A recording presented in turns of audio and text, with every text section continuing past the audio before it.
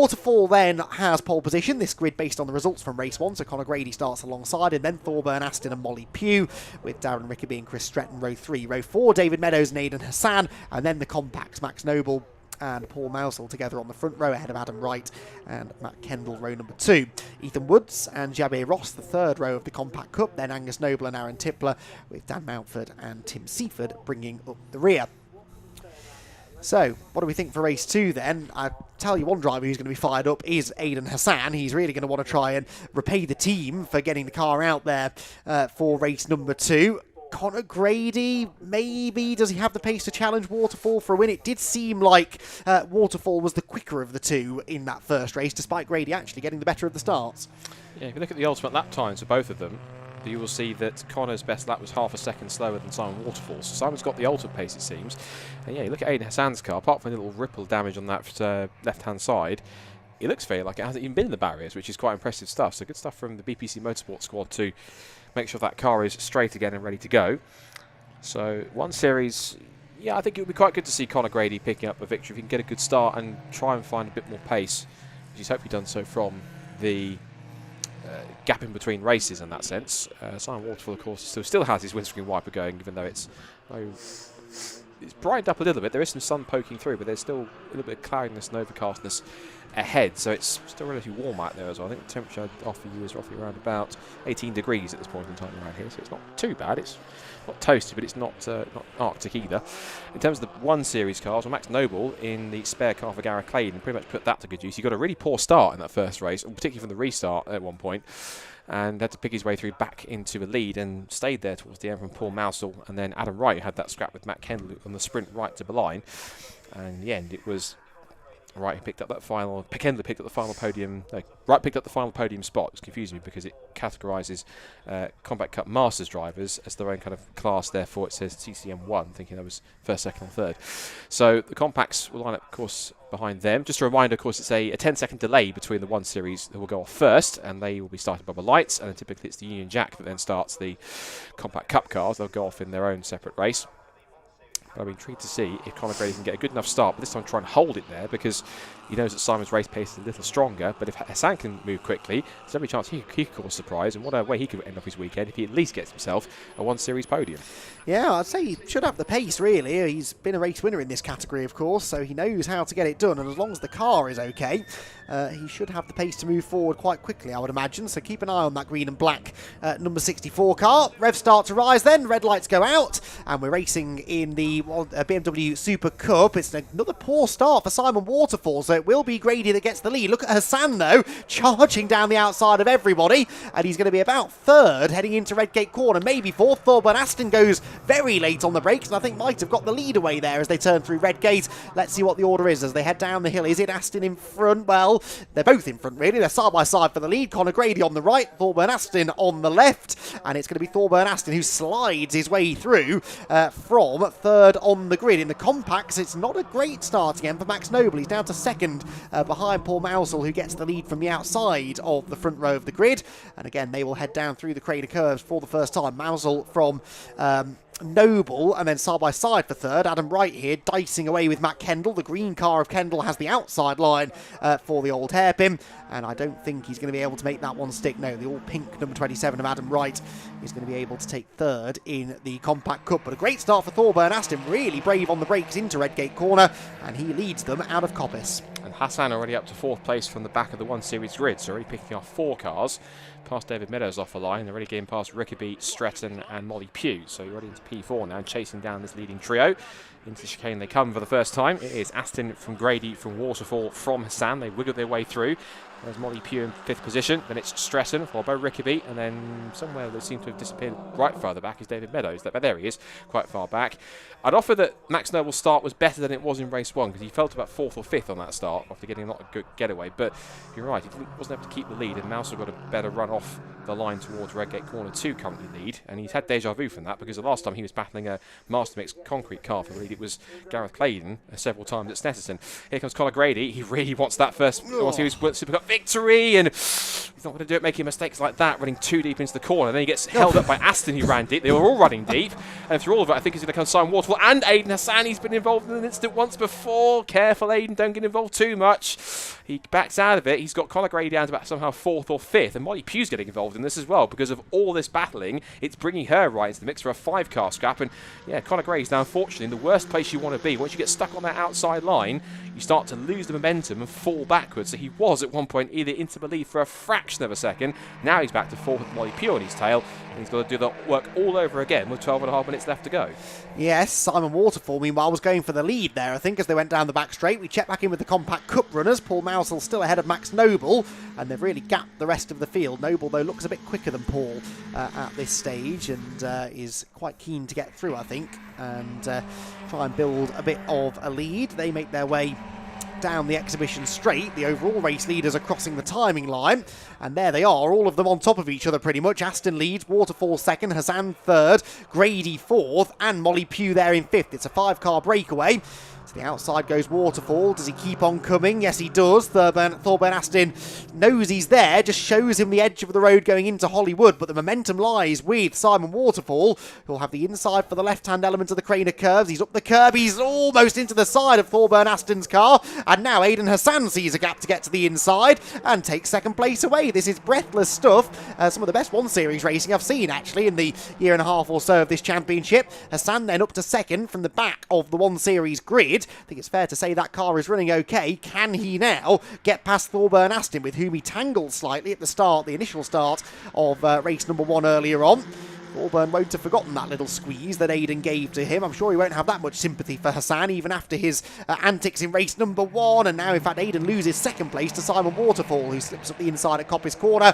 This is constant changing of positions. It's great racing, but no one can really establish any sort of dominance. I'd also watch for Darren Rickaby in the white and bright yellow BMW, number 13. He set the fastest lap of the race last time by, the first proper flying lap out of everyone, because they were so busy battling amongst each other. They weren't able to get a proper lap time in. He's now on the tail of Molly Pugh to make it a 6-car train for the lead and podium spots. Across the line they go together then, and Rickaby sets another new fastest lap of the race, 1:23.755. Nobody else could match that. Everyone else was doing, at best, 1:24.958. So everyone else was in the 25s at that point. Back to the Compact Cup leaders. Still Mousel from Max Noble getting deja vu from Snetterton, having the Master Mix concrete car in his mirrors, thinking, oh, not again. That's Aaron Tipp, whose car, I think, was wheel spin coming out of the corner, but that car looked like it was smoking slightly. Back into Redgate goes Mousel, holding off Noble, trying to force his way to the inside. A little Morse code on the back of his rear bumper through turn 1, and back down the hill again through Hollywood. And they've got, not so they're working in truce or tandem, but they've pulled quite a gap on the back of the 3rd, which is now becoming 3 cars. So I've just seen the background there.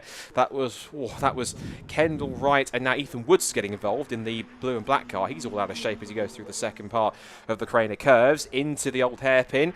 Kendall will try and lean on Wright where he can, but Wright wants to stand his ground as they come through the left-hander of Starkey's and then Schwantz curve. This will give Ethan Woods the chance to get the momentum back up the hill. This is now for 3rd, 4th and 5th. Devin Meadows in the 1 Series is pitted, so an issue for him. And back again up the inside for Kendall to hold the plate. He holds P3. This might give the opportunity for Woods to come through. Wright can't really go to the inside and defend it because there isn't time or room to do so. And Woods will easily slot past to pick up 4th place. And again, Wright tried to power his way around the outside. Gets a small side draft. It's not really working out there. Meanwhile, it's action stations now for the 1 Series. It's 6 of them together for the leaders again. Darren Rickaby tries to get inside of Molly Pugh's BMW for P5. Couldn't quite make that stick. 21 car holds on. But it's now Aston who leads. It's now Waterfall into 2nd place, even though Hassan was fractionally ahead by a couple of tenths. So he found a way past on the inside. Then it's Hassan from Conor Grady and Molly Pugh, but it might change in a minute because Hassan's now gone back to the outside for what could be 2nd place if he can find it past. And Conor Grady, if he plays his cars right, he could be back in front too if he gets a chance. Yeah, nearly a knot there, I think, between Waterfall and Hassan, but Hassan's got the inside for McLean's. He's late on the brakes, goes through. Does he make the corner? No. So Simon Waterfall gets straight back up the inside again, and we'll have the inside run towards Coppice. Conor Grady was wide as well, so Molly Pugh has come through into 4th position, and Darren Rickaby, who's got the fastest lap lap, by the way. He's up into 5th position. It's a topsy-turvy race, this, but they are now starting to give Thorburn Aston the best gift they could give him, which is a lead of maybe a couple of seconds as they come down towards the chicane this time. We'll get the read on that as they cross the timing line in a few moments. A Waterfall slowed, did he there? I think Molly Pugh went through. Yes, Waterfall's off the pace, I think. Molly Pugh and Darren Rickaby have gone by him. Is Waterfall headed for the pit lane? He was taking a tight line off the chicane, not pitting, but there's definitely a problem for Simon Waterfall. That car is off the pace, and that is major drama for the race 1 winner. Yeah, sad to see. We joke about that car being smoky, but it seems as though that something is a bit too smoky in that car, it seems. Or at least not coming from that. Yeah, there it is. That's smoke looks... Well, it's always been there. Maybe it's smoke that's causing a different issue altogether. So now the fun has calmed down for a little moment. The lead gap is still Aston from Hassan 2 seconds now at the end of that one. Meanwhile, for the compacts, they're side by side for the lead. This time Noble trying to go for the outside line. He'll look for the up and under through Redgate corner, but he's not far enough alongside of corner exits. He'll neatly fall back into line behind the black and green number 85 machine as they come back down through the trainer curves. It's still Kendall in 3rd position and right in 4th, but something's happened to Ethan Woods unless he's got a faulty transponder, because he's not showing as being in 5th position anymore. In fact, there he is. He's further back. He's now battling with the 112. That is of Daniel Mountford. Something's happened with Ethan Woods where he's lost some positions. It's now Alex Noble that's in 5th position to round off the top 5.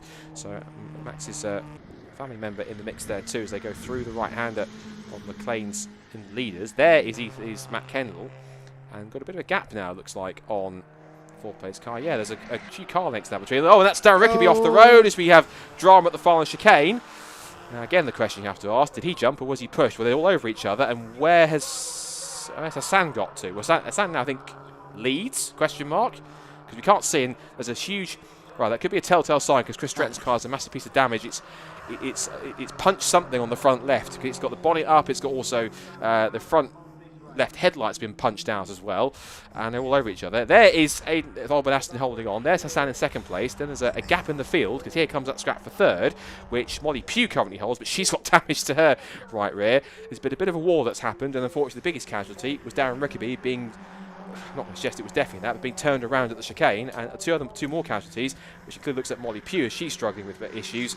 He's also dropping backwards, so she's now back into 5th, and possibly could be going the same fate as Simon Waterfall. Yeah, so Stretton's been into the back of Molly Pugh's car, I think, but that possibly was just as a result of them all checking up with Rickaby's spin. Who knows? Oh, that's Noble now. Max Noble sliding sideways at the old hairpin. Thankfully gathers it together, but he was battling with Paul Mousel for the lead. Mousel was ahead at the start of the lap still, but something's gone wrong down at the old hairpin, so we've got...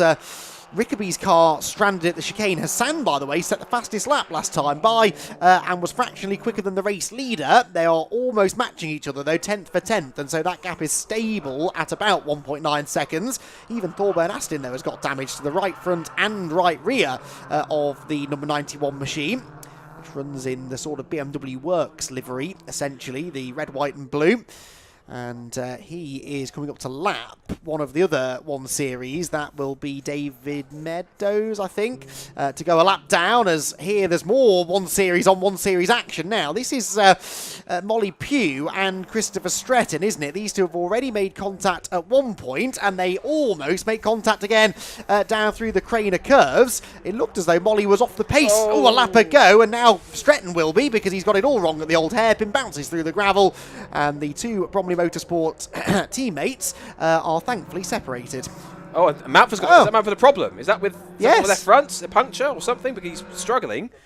So, I don't want to put two together too much because, well, Max Noble's gone through. I don't want to say the word contact, but obviously Max Noble's car was sideways, and given that maybe Noble was trying to look down the outside, but that is definitely at least a left front puncture of some kind. Yeah, left front puncture's gone down. Off the road goes Paul Moutsell. The tyre's off the rim. He's bouncing on the grass. And sadly, this Snetterton race winner, he ain't going to win a race in Compact Cup today, unfortunately. He's in the class, at least. So that means now that it's back to the lead now for Max Noble, despite his spin. It looks like that was that far ahead, so far ahead for everybody else. He spun and didn't even lose 2nd place, which has now become the race lead again. So that'll be quite a story for him to regale to Rob Lewis later on. So the biggest entertainment now is going to be for this fight for 2nd place in Compact Cup between Matt Kendall between Adam Wright and Alex Noble, who plays his cards right, Andy. We could be seeing both Nobles on the podium, maybe even in a 1-2 if he can get past both in the next 3¼ minutes. Looks pretty racy. Look, pulls to the outside of Adam Wright nearly into the chicane, but Adam just about had that one covered. Tip their way through the right-left flick. They're going to keep the Darren Rickaby car there. I think they had a yellow flags out for a bit, and that's David Meadows off now at the old hairpin. No one wants to finish this race. Clearly, that was one of the few cars that I don't think was sustained any damage up to that point, but it is now buried in the gravel trap at the old hairpin. I doubt he will be able to get going again without some outside assistance. So 2¾ minutes left of this battle for survival. Second race of the day for the BMWs. And still a few battles to be settled. In fact, at the front of the field, Aidan Hassan was quicker than the leader last time by 9/10 of a second. So a second now separate the top two. Whilst here, the walking wounded make their way down the pit straight. So Paul Mousel's carrying on, despite the fact I'm pretty sure that left front tyre is no longer attached to the rim.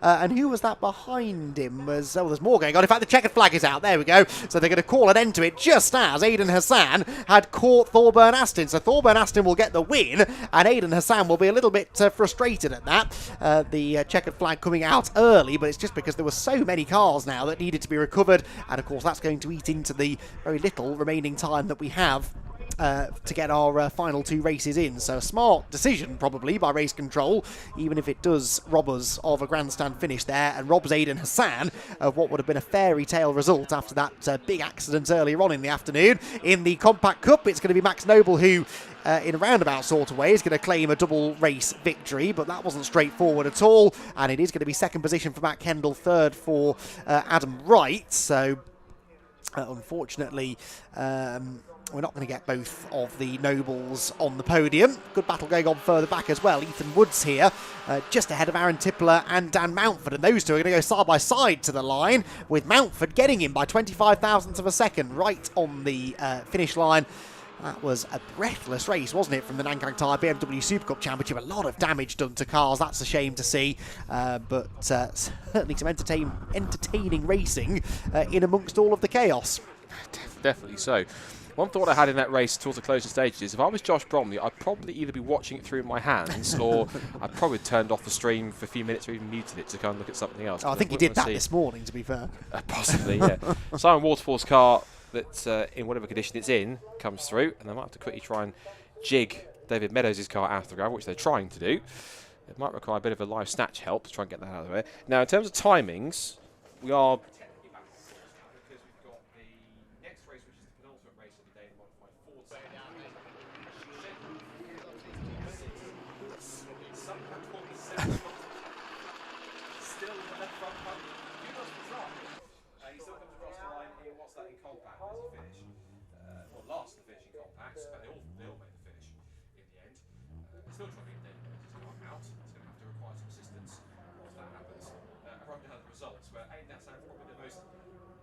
frustrated second place finish. Again, he was literally a quarter of a second away from taking a victory in what would have been the back of the 1 Series grid. Yeah, so Thorburn Aston then gets the win. Aidan Hassan second, but another lap, and that could have been a different story. Connor Grady, Molly Pugh and Chris Snetterton complete the top five. Then it was the leading compact driver, Max Noble, with Kendall and Wright second and third, and Angus Noble fourth of the Compact Cup drivers. Then Jabé Ross, Ethan Woods, Dan Mountford, Aaron Tippler, Tim Seaford, and Simon Waterfall coming home 15th overall.